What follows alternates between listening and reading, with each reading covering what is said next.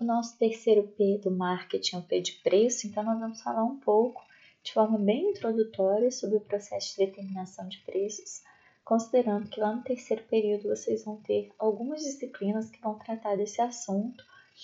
Então, o preço ele é o único elemento do mix de marketing que gera receita, enquanto os outros P's, o de promoção, o de produto e o de praça, geram custo. Ele é a variável mais fácil de ajustar no plano de marketing. E o preço funciona como principal determinante na escolha da compra. Há várias pesquisas que mostram que os consumidores levam em conta, principalmente na escolha de determinadas marcas, por exemplo, a relação entre o que se chama de custo-benefício na hora da compra, né? Na verdade, não é custo, porque o consumidor não tem acesso ao custo de produção da empresa, ele tem acesso ao preço que a empresa está vendendo determinado produto, oferecendo determinado serviço. Mas é habitual se falar da relação custo-benefício, ou seja, o que eu vou ter de benefício ao comprar um determinado produto por um determinado valor. Ao longo da história, os preços foram determinados por meio da negociação, como ainda é em alguns mercados. Então, alguns mercados na Turquia, por exemplo, os mercados são famosos pelo processo de negociação, né? Os vendedores se sentem, inclusive, ofendidos se eles te cobram um determinado valor e você paga sem negociar. Faz parte da cultura do povo esse processo de negociação. E a determinação do preço para todos os compradores é uma ideia relativamente moderna, uma ideia do século XIX, essa questão da padronização e de não haver uma discriminação de preços, né? Você tem um preço lá, todo mundo que quiser comprar aquela mercadoria, independente de quem seja, paga o preço que está estipulado na mercadoria no mercado. E aí tem uma questão interessante, que é a forma como a tecnologia afeta o processo de definição de preços. Né? Então, hoje em dia é muito mais fácil do consumidor ter acesso a diferentes comparações de preços, né? Basta entrar, por exemplo, num site de comparação para se saber qual é o melhor preço para determinado produto ou serviço. Hoje em dia, o consumidor tem, inclusive, o potencial de pagar o preço que ele definir, né? Então, a gente tem aqui, por exemplo, a possibilidade de leilões online. Meu marido, por exemplo, gosta bastante de jogos de tabuleiro. Tem um site que ele segue em que é possível se dar lance em jogos, né, usados ou mesmo novos que são colocados à venda. Hoje em dia as empresas elas têm um desafio de se deparar com a possibilidade dos consumidores obterem produtos grátis. Então, uma questão é como competir com os programas, né, que podem ser obtidos gratuitamente, com a música que pode ser obtida de forma livre na internet, com jogos que podem ser comprados de forma não necessariamente legal, né, mas isso é uma questão com a qual as empresas têm que lidar. Então, o mercado, por exemplo, da música foi absolutamente modificado com a presença, por exemplo, do Spotify, o mercado de filmes, com a presença do Netflix. Então, como lidar, né, com essa nova perspectiva tecnológica que afeta a forma como os consumidores vão consumir determinados produtos ou serviços e a forma como eles vão pagar por esses produtos e serviços. É possível monitorar o comportamento dos clientes e preparar ofertas personalizadas para cada um deles. E aí é interessante, a gente tem alguns sites, por exemplo, que são sites de outlets de marcas. Eu já comprei, por exemplo, várias vezes na Privalha. É um site em que campanhas de marcas famosas são lançadas todos os dias. E aí, de fato, você consegue comprar.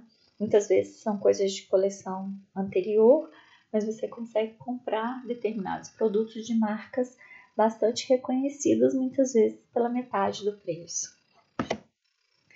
E aí ainda tem possibilidades absolutamente inovadoras de se ganhar dinheiro sem cobrar nada. E aí um exemplo muito interessante nesse sentido é da Ryanair. Ela é uma empresa aérea. Já viajei com eles uma vez. Eu fui para a Irlanda e para a Escócia. E aí a gente comprou passagens aqui do Brasil. E aí a passagem que eu comprei Ela ia do sul não, ela ia da capital da Escócia, da capital da Irlanda, de Dublin, para o sul da Irlanda. E aí eu comprei uma passagem que custou 0 euros na época. E que eu paguei 7 euros para transportar a bagagem. E aí eu achava isso muito estranho. Falei, gente, será que a gente foi super na dúvida, né? De chegar lá e de não ter a passagem. Faz um tempo isso já, na época não tinha tanta informação assim sobre a empresa. E eu fiquei curiosa, falei, gente, mas aqui no Brasil a gente paga tão caro para viajar, né? Como assim 0 euros uma passagem? Se eu não tivesse bagagem eu não ia pagar nada. E aí faz parte da estratégia da empresa, né? A empresa cresceu absurdamente nos últimos tempos, se expandiu bastante na Europa. E eles não cobram um assento, mas eles cobram quase tudo na empresa. Só para vocês terem uma ideia, né? 1/4 dos assentos é gratuito, mas o objetivo da empresa é não cobrar a longo prazo por nenhum assento. Os passageiros pagam adicional por tudo mais, pela bagagem, alimentação, transporte de ônibus ou trem até o centro da cidade, a partir de aeroportos localizados em aeroportos remotos que a empresa usa. Então, por exemplo, nesse caso eu viajei para uma cidade bem no interior da Irlanda, e aí é um aeroporto que fica bem afastado, então você tem que acabar pegando algum meio de transporte para chegar até os hotéis e tudo mais. Então a empresa tem parceria com essas empresas que fazem transporte. Os comissários de bordo vendem uma série de mercadorias. As poltronas não são reclináveis, o anteparo das janelas e os bolsos nos encostos das janelas foram removidos, não há entretenimento. As bandejas exibem propagandas e as aeronaves são outdoors gigantes. Mais de 99% dos bilhetes são vendidos pela internet, que também oferece locação de carros e hotéis. São usados apenas o mesmo tipo de aeronave em todos os voos para reduzir os custos com manutenção. E a tripulação compra o próprio uniforme. Então, assim, a empresa, né, na verdade, não está vendendo passagem aérea, ela está vendendo uma série de serviços que são providenciados por meio da empresa, que é uma empresa aérea. Bom, mas como as empresas determinam os preços, né? Como é que uma empresa decide que preço ela vai cobrar? Em geral, pequenas empresas, o preço é definido pelo próprio dono do negócio, e em grandes empresas, a gente tem uma área de finanças e uma divisão que define o preço dos produtos vendidos pela empresa. E aqui tem uma série de erros que as empresas podem cometer nesse processo, né? Não rever os preços com frequência suficiente para captar mudanças de mercado.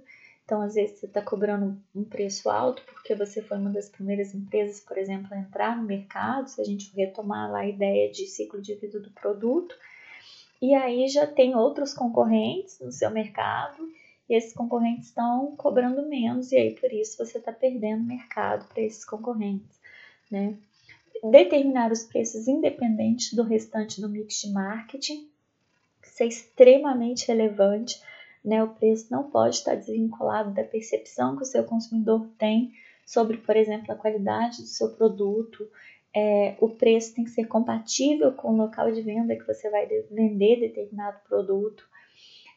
Não variar preços de acordo com diferentes itens de produtos, segmentos ou ocasiões de compra. Então, do que adiantaria, por exemplo, uma empresa como a BRF ter 3 tipos de margarinas se ela for cobrar exatamente o mesmo preço em cada uma dessas margarinas? Não faz sentido. Então, faz sentido ter 3 tipos de produto se eu vou vender um produto que é mais reconhecido como mais caro para competir com as empresas que são líderes de mercado naquele segmento, e uma margarina mais barata para competir com as marcas pouco conhecidas ou que o consumidor não valoriza tanto. E aí aqui tem um pouco da psicologia do consumidor no processo de determinação de preço. Os consumidores processam as informações de preço ativamente, de acordo com experiências de compras anteriores, na comunicação verbal, ou seja, as propagandas, na comunicação informal, por meio de amigos e familiares, nos pontos de venda e através de recursos online. E aí, a partir de todas essas perspectivas, o consumidor define o que seria um preço coerente para ele. Então, se eu vejo uma propaganda interessante, aquilo me faz, por exemplo, valorizar o produto e ter uma expectativa de preço mais alto. Se alguma pessoa da minha família diz que comprou uma determinada coisa e que achou muito barato, por mais que o preço não seja barato, pode ser que eu seja influenciado e quando eu for comprar eu acredite que aquele preço é bom porque alguém me disse que estava muito barato, né? A própria determinação do ponto de venda ela é crucial. A gente sabe que muitos produtos em promoção eles não são os mais baratos da categoria, a gente até comentou sobre isso. Então, por exemplo, eu vou fazer uma promoção de leite, eu vou colocar um stand de leite no meio do supermercado, e aí esse leite pode ser que ele seja vendido mais caro do que outros leites que estão mais baratos, mas como eu quero indicar que é uma promoção, não vai adiantar eu fazer uma promoção e colocar ele do lado do leite que é mais barato, então eu preciso distanciar ele dos outros produtos concorrentes. E aí o consumidor cria um preço de referência interno. E aí é interessante que, embora os consumidores conheçam a faixa de preço em questão, a gente consegue se lembrar muito pouco, de forma precisa, do quanto a gente paga em cada um dos produtos.